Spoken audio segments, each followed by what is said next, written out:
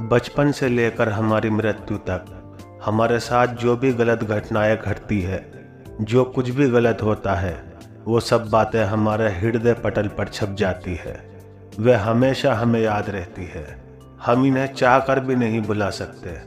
लेकिन जब भी हमारे साथ कोई और नई घटना घटी है या फिर हमारे साथ कुछ गलत होता है, तो हम अपने आप से ये ज़रूर कहते हैं कि हमारी तो किस्मत ही खराब थी, हमने तो पूरी कोशिश की थी, या फिर हमारा तो कोई दोष ही नहीं था। और जब हमारी किस्मत ही खराब है तो हम कर ही क्या सकते हैं। अगर आप भी यही सोचते हैं और यही मानते हैं तो आज की यह कहानी आपके लिए ही है। बहुत समय पहले की बात है। किसी नगरी में एक व्यक्ति रहा करता था। वह अपनी किस्मत को लेकर बहुत रोया करता था। उसे लगता था कि उसकी किस्मत बहुत खराब है और भगवान ने न जाने क्यों उसकी किस्मत ऐसी लिखी है। एक दिन वह व्यक्ति एक सड़क से होकर गुजर रहा था। तभी उसने देखा कि एक बौद्ध भिक्षु ध्यान में लीन बैठे हुए हैं। वह उन बौद्ध भिक्षु के पास पहुंचा और उनसे कहने लगा कि हे गुरुवर, क्या आप मेरी मदद कर सकते हैं।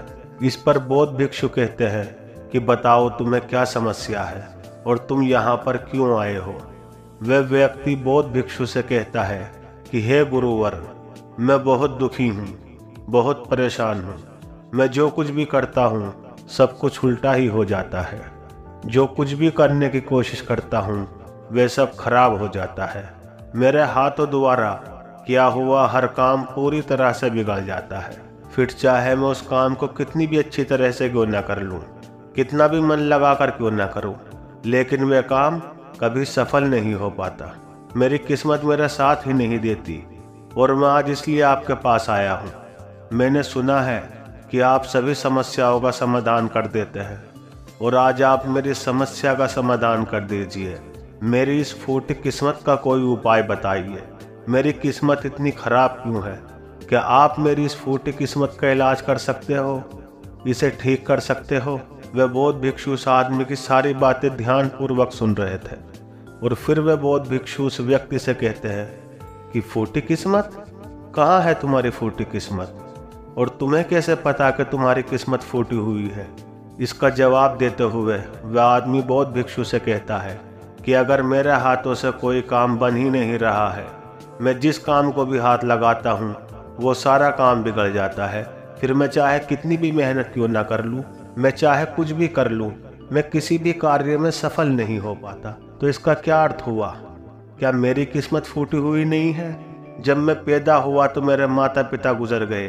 पास के ही एक अनाथ आश्रम ने मुझे गोद ले लिया था। मेरा पालन पोषण वहीं पर हुआ और जब मैं बड़ा हुआ तो मुझे एक लड़की से प्रेम हो गया, लेकिन उस लड़की ने भी मुझे धोखा दे दिया और उस लड़की ने किसी और से विवाह कर लिया। ये सब देखकर मैं पूरी तरह से टूट चुका था। मेरा आत्मविश्वास पूरी तरह से बिखर चुका था। जैसे तैसे मेरे मित्रों ने मुझे संभाला। उन्होंने मुझे समझाया कि मुझे आगे बढ़ना चाहिए, मुझे इन सब चीज़ों को भूल जाना चाहिए। मैंने आगे बढ़ने की कोशिश की। मैंने अपने एक मित्र के साथ मिलकर एक छोटा सा व्यापार शुरू किया, लेकिन यहाँ पर भी मेरी किस्मत ने मेरा साथ नहीं दिया। मैंने जिसके साथ वह व्यापार शुरू किया था, मेरे उस मित्र ने सारा व्यापार मुझसे हड़प लिया और मुझे उस व्यापार से बेदखल कर दिया। मैं एक बार फिर से पूरी तरह से टूट चुका था। मेरे मन में अब केवल एक ही ख्याल था, मेरे इस तरह जीने का क्या अर्थ है? कि मेरी किस्मत केवल धोखा खाने की है? क्या मुझे जीने का कोई हक नहीं? क्या मुझे खुशियाँ पाने का कोई हक नहीं? क्या मेरी किस्मत फूटी हुई नहीं है? क्या आप मेरी किस्मत को ठीक कर सकते हैं? इस पर वे बौद्ध भिक्षु उस आदमी से कहते हैं कि अच्छा ये बात है, तो बताओ कहाँ है तुम्हारी वह फूटी किस्मत? लाओ मुझे दो, मैं उसे भी ठीक कर देता हूँ और तुम उसे लेकर फिर से चले जाना। इस पर वह व्यक्ति कहता है कि बनते, आप ये कैसी बातें कर रहे हैं? भला मैं अपनी किस्मत आपको कैसे दे सकता हूँ? किस्मत कोई ऐसी चीज़ तो नहीं है कि मैंने निकाली और आपको दे दी। वह तो दिखाई तक नहीं देती। क्या आप ये बात समझ नहीं पा रहे हैं? ये आप क्या कह रहे हैं? इस पर उस बौद्ध भिक्षु ने कहा कि जब तुम्हें किस्मत दिखाई नहीं देती और ना ही तुम इसे लेकर घूम सकते हो, तो फिर तुम्हें कैसे पता कि तुम्हारी किस्मत फूटी हुई है? फिर तुम्हें कैसे पता कि तुम्हारी किस्मत खराब है? इस पर वह व्यक्ति कहता है कि हे गुरुवर, मेरे साथ सब कुछ हो चुका है, मेरा सब कुछ बर्बाद हो चुका है, उसके बाद भी आप ये कह रहे हैं कि मेरी किस्मत खराब नहीं है। मेरे साथ कभी भी कुछ भी अच्छा नहीं होता। मैं जो कार्य करने जाता हूँ सब कुछ गड़बड़ हो जाता है। अगर मेरी किस्मत सही होती तो मेरे सारे कार्य सफल होते। मुझे अपने व्यापार में भी धोखा नहीं मिलता। तो क्या आपको ये नहीं लगता कि मेरी किस्मत खराब है? इस पर वे बौद्ध भिक्षु उस आदमी से कहते हैं कि बनते, मुझे तो तुम बिल्कुल ही ठीक नजर आते हो। तुम्हारे हाथ पैर पूरा शरीर पूरी तरह से स्वस्थ नजर आ रहा है। तुम अभी भी ठीक हो, चल फिर रहे हो, जीवन जी रहे हो, सांस ले रहे हो, और तुम अभी तक मरे भी नहीं हो। तो फिर तुम्हारी किस्मत कैसे खराब हो सकती है? यदि तुम्हारी किस्मत खराब होती तो तुम बीमार होते, या फिर तुम्हारे शरीर का कोई अंग पूरी तरह से काम नहीं कर रहा होता, या फिर तुम्हारे शरीर का कोई अंग होता ही नहीं, या फिर हो सकता कि तुम मृत्यु को प्राप्त हो जाते। लेकिन जहां तक मैं देख पा रहा हूँ ऐसा तो कुछ भी नहीं है। फिर तुम कैसे कह सकते हो कि तुम्हारी किस्मत खराब है? इस बार वह व्यक्ति झल्लाकर बौद्ध भिक्षु से कहता है कि हे गुरुवर, लग रहा है आपको मेरी बात समझ में नहीं आ रही है। मैंने आज तक जो भी काम किए हैं, उन सभी कामों में जो भी पूंजी मैंने लगाई है वो सब कुछ डूब चुकी है, नष्ट हो चुकी है। और उसके बाद मैंने जो कर्जा लिया था उस कर्ज का पहाड़ मेरे ऊपर है। सारे कर्जदार मेरे घर खड़े रहते हैं कर्ज लेने के लिए और मुझे धमकियां देते रहते हैं। उन सभी ने मिलकर मेरा घर मुझसे छीन लिया क्योंकि मैं उनका पैसा उन्हें वापस नहीं लौटा सका। और इतना ही नहीं, वे लोग अभी भी मेरे पीछे पड़े हुए हैं कि मैं उनका पैसा लौटा दूं। लेकिन जिस व्यापार में मैंने वे पैसे लगाए थे वह व्यापार तो किसी और ने हड़प लिया। और जब मैं अपने मित्र से पैसे मांगता हूँ तो वे भी मुझे पैसे देने से इनकार कर देता है। अब बताइए मैं उनका कर्ज कैसे लौटाऊं? मैं भला कहाँ जाऊं? अब मेरे पास तो कोई घर भी नहीं बचा। तो फिर इन हालातों में मैं ये कैसे कह सकता हूँ कि मेरी किस्मत सही है? इस पर वे बौद्ध भिक्षु उस व्यक्ति से कहते हैं कि अच्छा ये बात है, इसका मतलब कि समस्या बहुत गंभीर है। तभी वे व्यक्ति कहता है कि हाँ बिल्कुल सही, अब आपने बिल्कुल सही समझा। मैं इस समय बहुत दुखी हूँ। मैं अपने जीवन के बहुत बुरे दौर से गुजर रहा हूँ और मेरी हालत अब मेरे काबू में नहीं है। अब आप ही मेरा आखिरी सहारा है। कृपा करके मुझे कोई उपाय बताइए। पर वह बौद्ध भिक्षु उस व्यक्ति से फिर कहता है कि ये तो अच्छी बात है कि तुम जीवित हो और तुम्हारी किस्मत अच्छी है कि तुम अपने इन हालातों का सामना करने के लिए जी रहे हो और तुम अपने इस जीवन की समस्याओं का हल भी कर सकते हो। इस पर वह व्यक्ति दुखी मन से कहता है कि हे गुरुवर, लगता है अभी भी आप मेरी बात समझ नहीं पाए। इस पर वह बौद्ध भिक्षु उस व्यक्ति से कहता है कि नहीं, मैं तुम्हारी बात को अच्छी तरह से समझ चुका हूँ, लेकिन तुम मेरी बात को नहीं समझ पा रहे हो। इतना कहकर वह बौद्ध भिक्षु उस व्यक्ति का हाथ पकड़कर एक नदी के किनारे ले जाते हैं और उस आदमी से कहते हैं कि बनते, इस नदी को ध्यान से देखो, तुम्हें क्या दिखाई दे रहा है? वह आदमी कहता है कि नदी जोरों से बह रही है, इसका बहाव बहुत तेज है।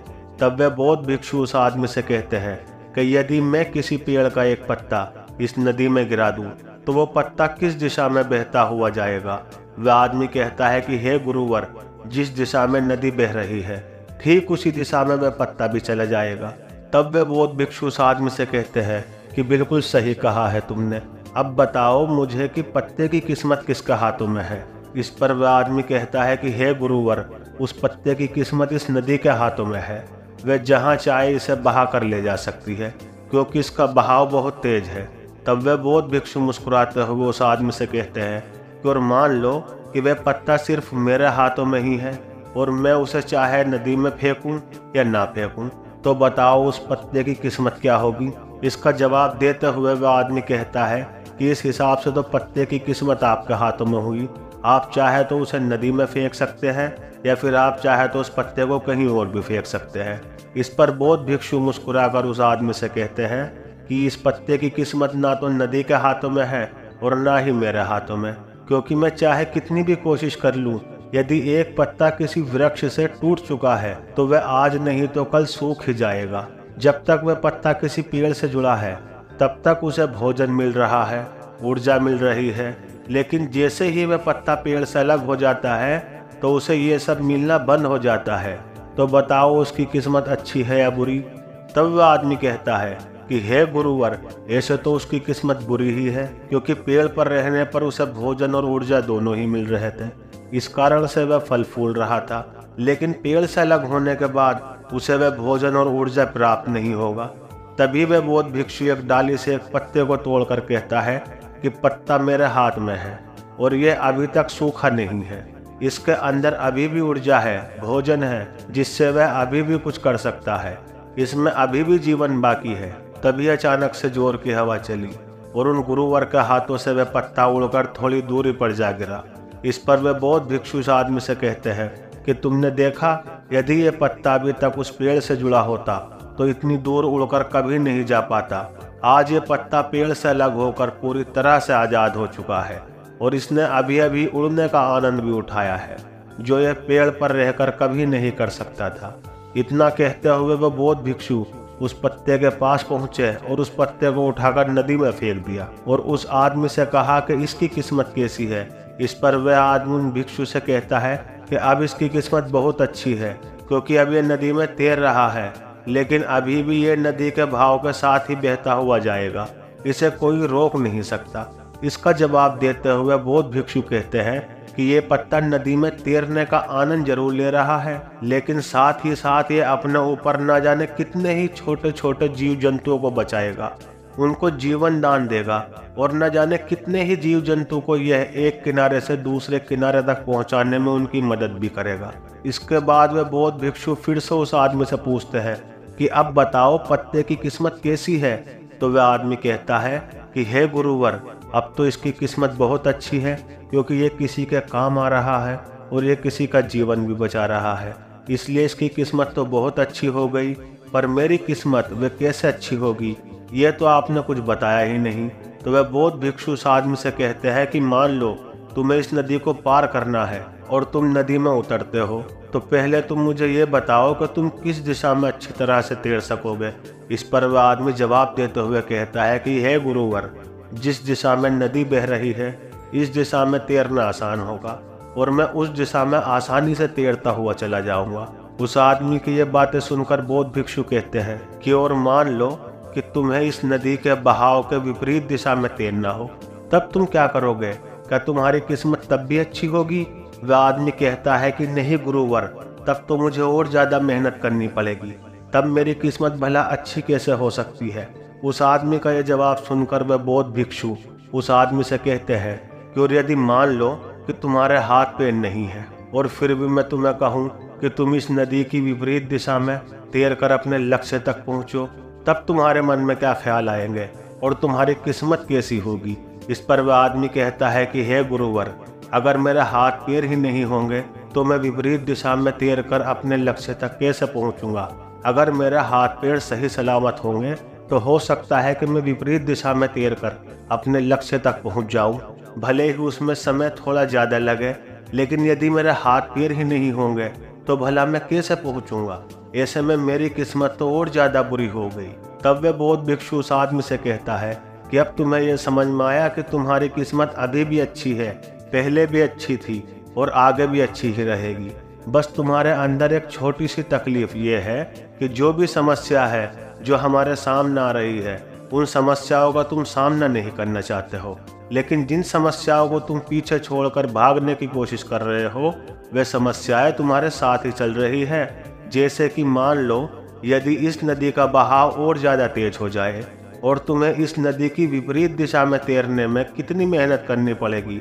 वह आदमी कहता है कि हे महाराज, तब तो मुझे बहुत ज़्यादा मेहनत करनी पड़ेगी, मुझे बहुत ज़्यादा थकान भी होगी, लेकिन किसी न किसी तरह मैं अपने लक्ष्य तक पहुंच जाऊंगा। तब वह बौद्ध भिक्षु उस आदमी से पूछता है कि अच्छा मान लो कि नदी का बहाव और भी ज़्यादा तेज हो जाए, तो तुम नदी की विपरीत दिशा में तैरना पसंद करोगे। वह आदमी कहता है कि नहीं नहीं गुरुदेव, मैं तो इस नदी में उतरने का भी सोचूंगा नहीं, विपरीत दिशा में तैरना तो दूर की बात रही। आखिर में अपनी सभी बातों का निचोड़ निकालते हुए वे बौद्ध भिक्षु उस आदमी से कहते हैं कि ठीक उसी प्रकार जब हमारे जीवन में ज़्यादा कठिनाइयाँ, अत्यधिक परेशानी आती है जो नदी के तेज बहाव की तरह होती है, और जब हमें वह घेर लेती है तो हमें कुछ भी समझ नहीं आता और हम इनसे भागने की कोशिश करते रहते हैं। हम इनका सामना कभी नहीं करना चाहते, लेकिन तुम्हें यह ध्यान रखना चाहिए कि जब भी तुम्हारे सामने ऐसी स्थिति आए कि तुम्हें लगे कि तुम्हारे हाथों में कुछ भी नहीं है, जब तुम्हें नदी की दिशा में बहकर अपने लिए एक सुरक्षित स्थान खोजना चाहिए, क्योंकि उस समय तुम्हारा ध्यान केवल अपनी रक्षा पर होना चाहिए, क्योंकि जिसकी रक्षा तुम्हें करनी है वह है तुम्हारा जीवन। यदि तुम्हारा जीवन तुम्हारे साथ रहेगा तो आज नहीं तो कल ये तेज बहाव जरूर शांत हो जाएगा, और नदी का बहाव भी हमेशा के लिए एक जैसा नहीं रहेगा। उसे आज नहीं तो कल थमना ही पड़ेगा, और जब नदी का बहाव कम हो जाएगा तब तुम चाहो तो नदी की विपरीत दिशा में तैर सकते हो, और फिर तुम जैसा चाहो वैसा मुकाम हासिल कर सकते हो। तो अब मुझे बताओ कि क्या तुम्हें अभी भी ये लगता है कि तुम्हारी किस्मत खराब है, या फिर तुम्हारी किस्मत अभी भी फूटी हुई है? ये कहकर बौद्ध भिक्षु जोर जोर से हंसने लगे, और यह सुनकर वह आदमी भी जोर से मुस्कुरा उठा और उनसे कहता है कि हे गुरुवर, आप सही कहते हैं, मेरी किस्मत पहले भी अच्छी थी, आज भी अच्छी है और आगे भी अच्छी ही रहेगी। मैं पूरी तरह से स्वस्थ हूँ, मेरे हाथ पैर भी सही सलामत है, मेरा जीवन मेरे साथ है, मेरे पास है, और मैं सांसें भी ले रहा हूँ। मेरे पास घर नहीं बचा, लेकिन फिर भी अभी मेरे पास कुछ पैसे बचे हैं, खाने के लिए भोजन है, पहनने के लिए कपड़े हैं, जिनकी मदद से मैं एक बार फिर से उन मुकाम को हासिल कर सकता हूँ। जो चला गया बुद्धिमान उसका शोक नहीं करते, और आने वाले कल की चिंता कर्मयोगी नहीं करता। अगर मैं बीते हुए कल के शोक में डूब गया तो मैं कभी भी आगे नहीं बढ़ पाऊंगा। मुझे वो सब कुछ चाहिए जो मैं पाना चाहता हूँ, मैं उसकी तलाश में अब आगे बढ़ना चाहता हूँ। मैं अब वो सब कुछ प्राप्त करना चाहता हूँ, और वो सब प्राप्त करके ही रहूँगा, क्योंकि अब मैं उस पेड़ से अलग हो चुका हूँ जो मुझे बांधे हुए था, जो मुझे रोके हुए था। लेकिन अब मैं उस पेड़ से अलग हो चुका हूँ, और अब मेरे पास एक ऐसा सुनहरा मौका है जिससे मैं अपने जीवन को संवार सकता हूँ, उसे निखार सकता हूँ। इतना कहकर वो आदमी बौद्ध भिक्षु को प्रणाम करता है और अपने मार्ग पर आगे की ओर निकल पड़ता है।